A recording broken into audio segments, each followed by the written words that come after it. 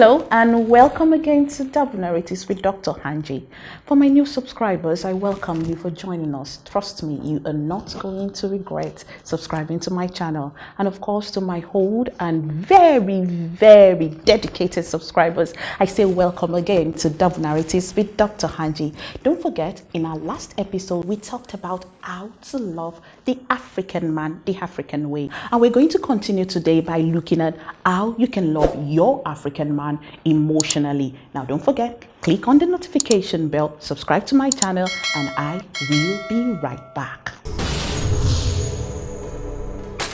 Now, I'm going to be starting off how to love your African man against the backdrop of the kind of society we live in. Now, please just don't crucify me yet, and let's just go on let's just slide on slowly together.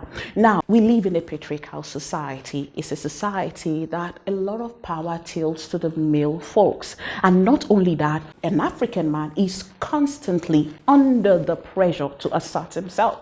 Because within the African society, a man has to continually prove himself to be a man in all spheres of life. Now, against this backdrop, now let's look at how to appeal to our African men from the emotional dimension. Now, the African man, for instance, wants you to approach him in a certain way so he can relax and respond to you. So the first thing we're going to be looking at in how you can appeal to your African man emotionally is reduce the excessive emotions.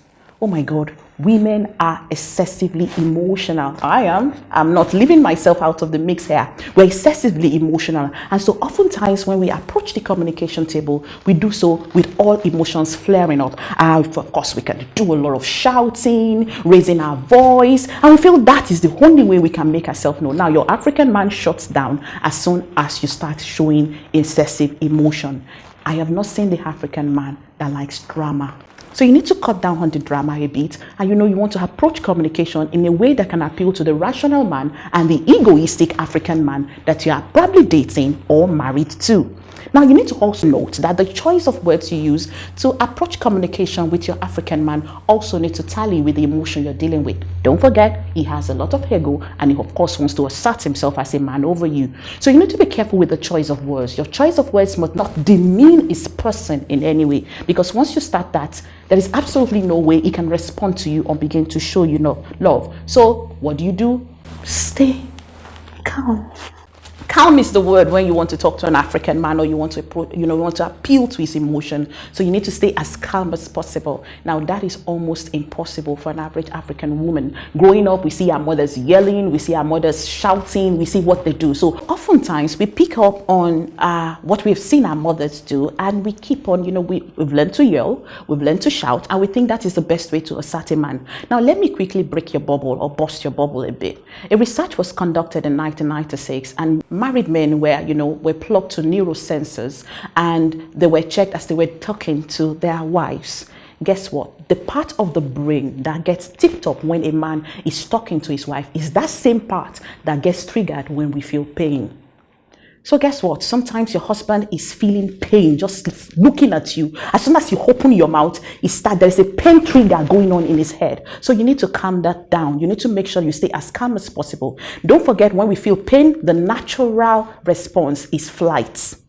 So that means before you start talking to him in the first place, he shuts down and he just wants to leave your presence. And that's why we find oftentimes men just want to take a walk and just leave the drama. And so you can absolutely not love your African man without staying calm. Now, number two, which you also must understand, is show of respect. Show of respect. I remembered in my last video, I got a comment from a friend who was really agitating and thinking and telling me, why are you saying this? Do you think a woman in massaging a husband's ego, does that mean she's less? Absolutely not. Don't forget, what we're discussing is how to manage a situation and to get the best out of it.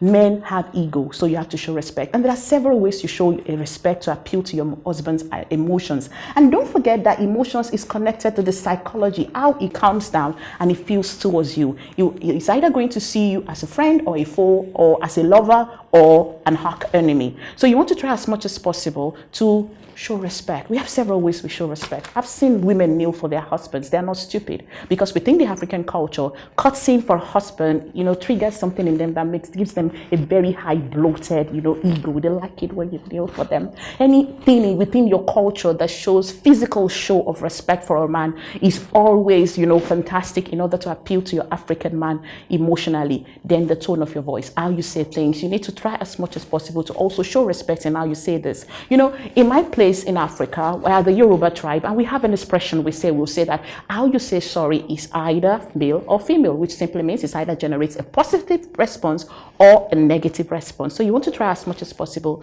to use the tone that, massages his ego, and, there's a deliberate effort to show respect to your African man. Don't forget, we are talking about how to love your African man emotionally. Now we're going to look up at another point which I think is very important, and it's when you come to the communication table and you want to discuss with your African man. Men generally are emotional, and that simply means anything that you're going to present before a man has to be logical. 1, 2, 3. This happened, and then thereafter this happens, and then thereafter this happens. That thing that happens to you when you tell a man to watch a film and tell you what happens, and then he summarizes a 3-hour film in just 3 minutes. It's done. It's out. This happened, and then that happened, and then that's the consequence. But tell a lady to tell you a story. Another one, how she's still rolling. And so men like precision. So in order to be able to appeal to your African husband or your African partner, you need to understand that you need to be straight and direct when you come to the communication table with him. No beating about the bush. Why? I don't like what you did. This is what he did to me, and I'd like you to do this some other time. Straight and simple. Cut all the rubbish and garbage talk in between, because eventually he shuts down. He's not listening to you because the sense in him cannot relate with you trying to say everything. So make it short and simple. Go straight to the point. This is what I want you to do. This is why I want you to do it. And this is, if you do it, this is the effect it's going to have on me. Men can relate with that a bit more better than when we have a lot of chatter. They are not chatterbox like us. Reserve the chattering with your friends. Do all the chatter with your friends. But when you meet your man, always make sure that you have, you try as much as possible to have your points laid out. And one way to help you do that is, you don't necessarily have to respond to everything at the spur of the moment. Learn to, just relax, take time, think over it, and then you can now give it a go when your thought is better planned and you have reduced the excessive drama and the excessive emotion. I hope I'm still your friend. We're still talking about how to love your African man emotionally. Now, let me quickly tell you a little story I watched some time ago in a film.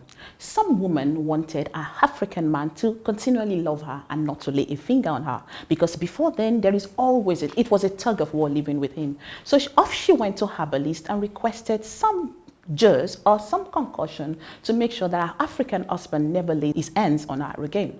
Well, the man gave her a portion, and then the instruction was straight and simple. Whenever you're about to have a quarrel with your husband, pop this into your mouth and make sure you don't open it. Oh, 3 weeks passed, and then she hurried back to the herbalist and said, your charm worked like magic. He doesn't touch me anymore. The herbalist said, I gave you nothing. I only taught you how to shut your mouth.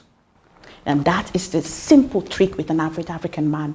Bite your tongue often, shut your mouth often, and let him have the last say. Now, finally, let's look at how to the African way, love your husband. Food is synonymous to love with our African men. They love food. They love food. I don't know if the kind of husband you have, but you must have seen husbands who go, they go, It's like an orgasm for them when they eat good food. It works all the time, like a charm. So learn also that in order to appeal to your husband's psychology of being loved like a king and accepted and pampered and treated well, then you have to feed him well.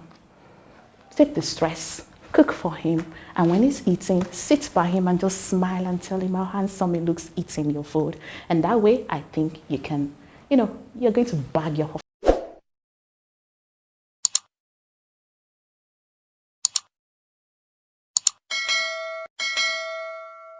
To love our African men sexually. Trust me, that you do not want to miss. This is Double Narratives with Dr. Hanji, and see you soon.